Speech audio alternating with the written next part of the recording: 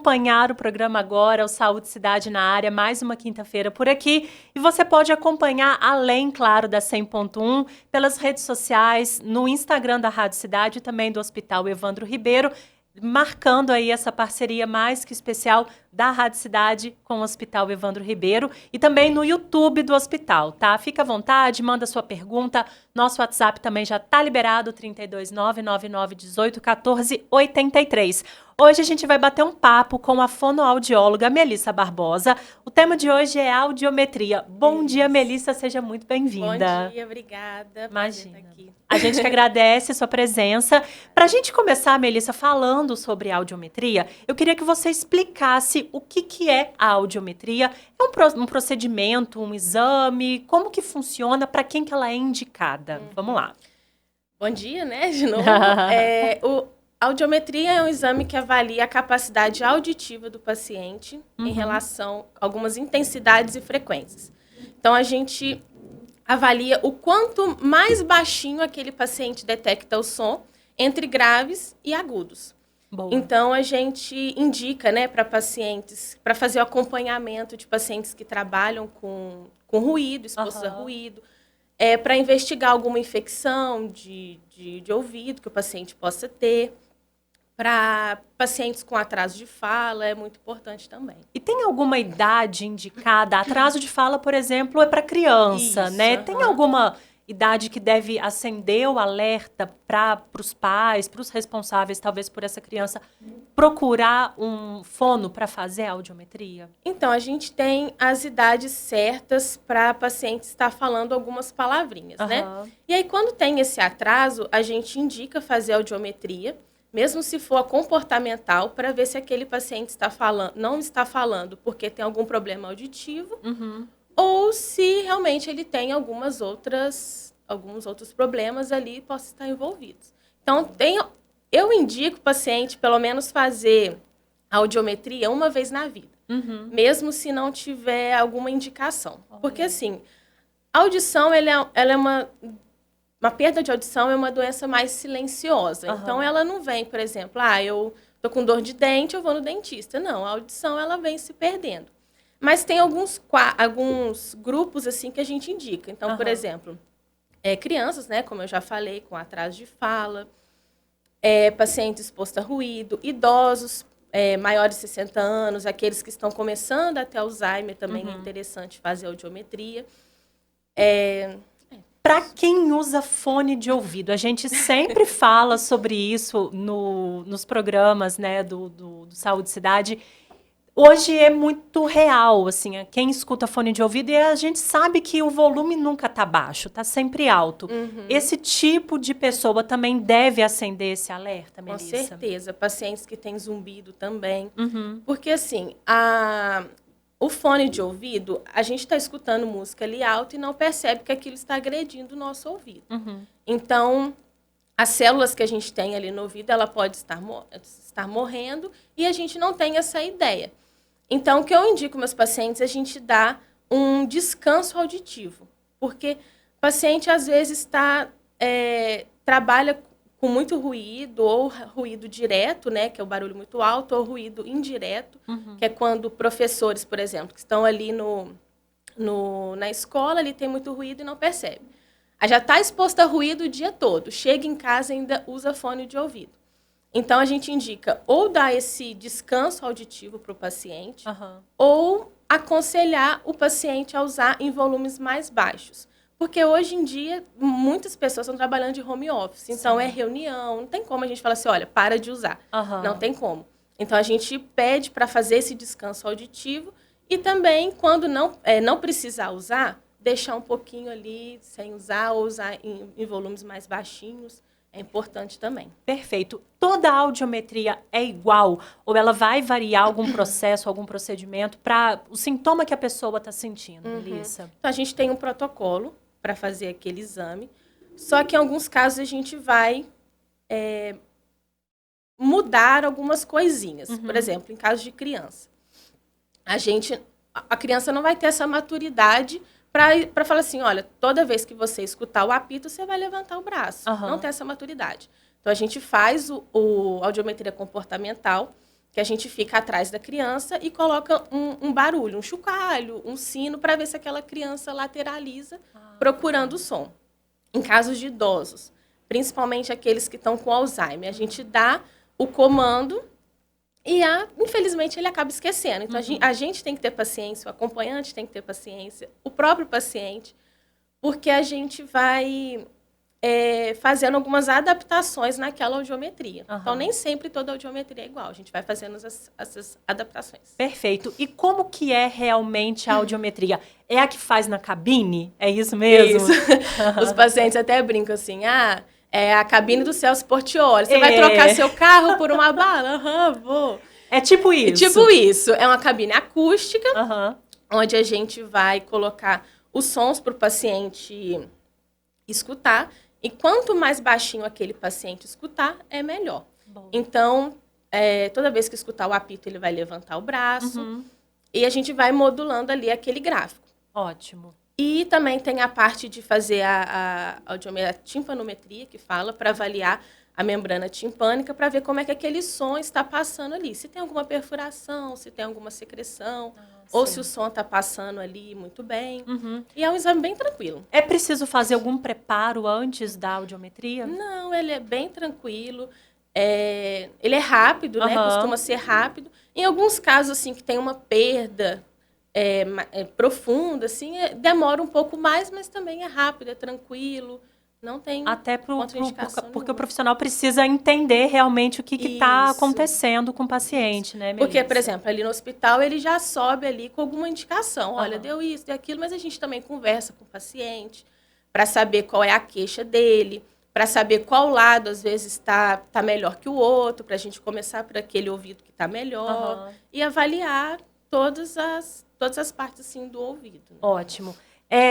A audiometria, ela consegue ajudar, auxiliar na perda precoce, né? Nesse diagnóstico precoce da perda auditiva? Com certeza, ela é muito importante, inclusive.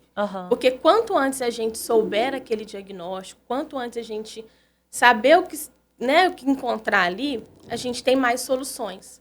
Então, pode ser um caso que está começando ali a dar uma perda auditiva, começando a dar alguma doença ali. Então, a solução, por exemplo, pode ser uma cirurgia, que quanto antes fizer é melhor. Sim.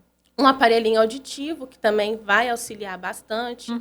E a gente vai tratando, assim, questão de medicações. Então, quanto antes a gente souber o que aquele paciente tem, é melhor para tratar e, às vezes, até curar mesmo. Perfeito. Falando um pouquinho desse pós-exame, né, pós-audiometria, quais orientações, assim, vou focar, né, no seu atendimento, você dá para os pacientes que recebem um diagnóstico, principalmente de perda auditiva, Melissa? Como que é essa orientação pós-audiometria? Então, às vezes o diagnóstico nem sempre é tão fácil a gente dar. Tem gente que às vezes chora, às vezes é um choro de alegria, às vezes é um choro... Por exemplo, um paciente que foi comigo que ele teve uma perda súbita. Do nada ele perdeu a audição, fez tratamento lá com os médicos, e aí ele voltou para fazer esse exame.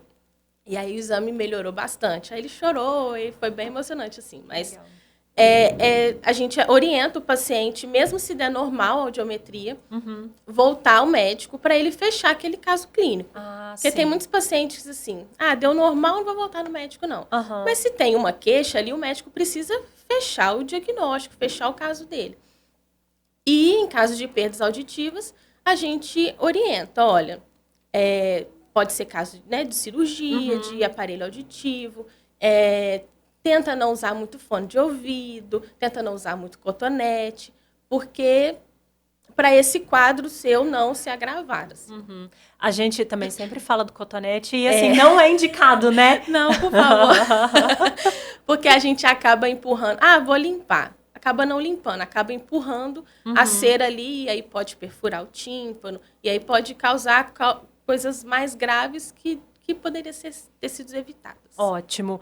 A gente sempre fala, Melissa, assim, de tecnologia na área da saúde, como que uma coisa está sempre ao lado da outra. Na audiometria, isso também funciona? Então, a gente tem alguns exames complementares, né, da audiometria, que cada dia mais a gente está evoluindo. Tem o Bera, tem frequências específicas, mas também tem algumas algumas indicações, assim, de próprios smartphones, assim, por exemplo. Olha. Quando a gente coloca o celular, o fone de ouvido ali naquele celular e vai aumentando, tem algumas chamadas, assim, alguns avisos. Olha, não aumenta muito não, porque pode ser que você, né, perca a sua audição. Então, é uns avisos. Alerta, né? Ficar alerta. Boa, chegou perguntas aqui no WhatsApp da rádio, lembrando que você pode mandar sua dúvida, tá? 32999181483. A audiometria normal na infância, quando adulto, deve fazer de novo? Com certeza, porque assim, a gente está exposto a ruídos o tempo todo, né? A gente tem uma poluição aí sonora muito grande nas cidades.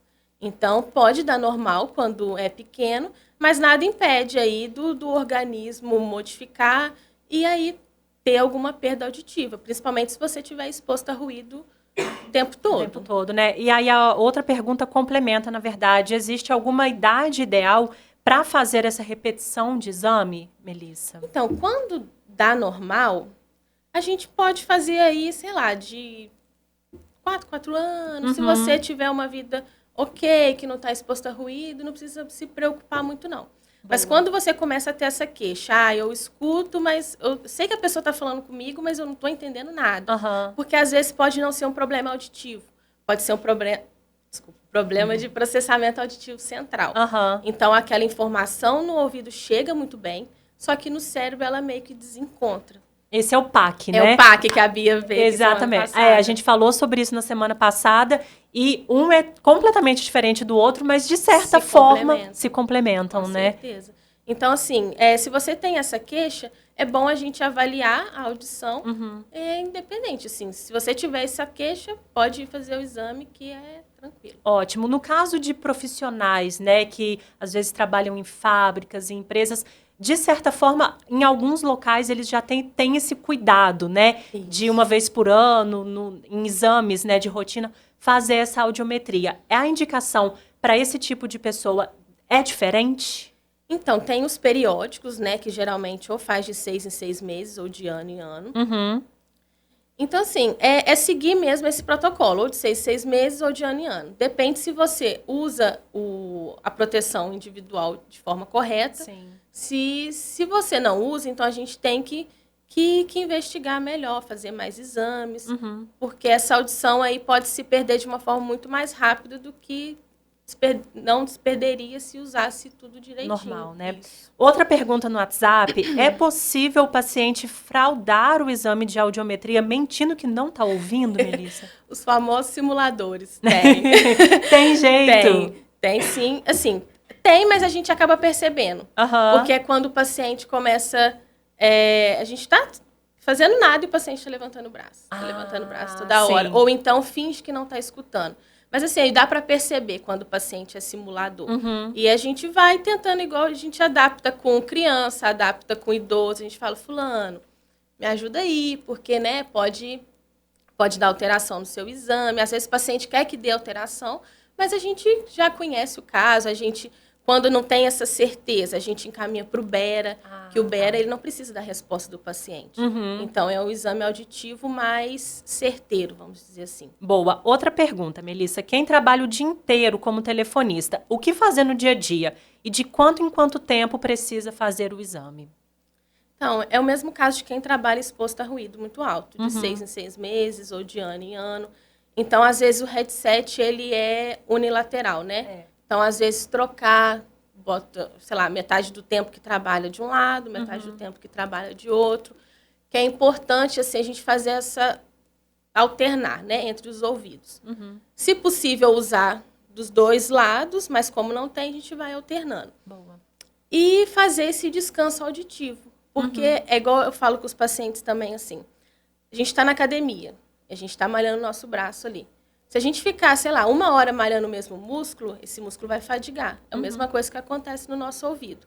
Se a gente está colocando ali muita informação ali, tá fazendo ele trabalhar demais, ele vai ficar fadigado. Então, às vezes, a pessoa não tem uma perda auditiva, mas vai ter essa sensação de que não está escutando por conta dessa fadiga. Olha só, interessante. E aí, para fazer esse descanso, é realmente ficar limpo. Isso. Limpar a audição. Isso, assim, não usar fone de ouvido, tentar ficar em ambientes mais tranquilos, fazer a higiene do sono ali antes de dormir, que é muito importante, que a gente não faz, mas é importante. É importante, exatamente. Para a gente encerrar, Melissa, o papo de hoje, como que a audiometria pode contribuir para a qualidade de vida das pessoas, dos pacientes? Então, a audiometria é padrão ouro aí, né, dos exames auditivos. Então, ela impacta muito na qualidade de vida. Por exemplo, você faz o exame, deu normal. A gente vai dar essa orientação. Olha, não usa fone de ouvido demais, não fica exposto a ruído. E aí, quando dá uma perda auditiva, a gente também ajuda nessa qualidade em questão de fazer essa indicação do que ele pode fazer para melhorar. Ótimo. Então, pode ser cirúrgico, que a gente pode ser aparelho auditivo. O que a gente tem que tomar cuidado é para não negligenciar essa nossa audição. Porque ela é um sentido muito importante. Ela nos dá...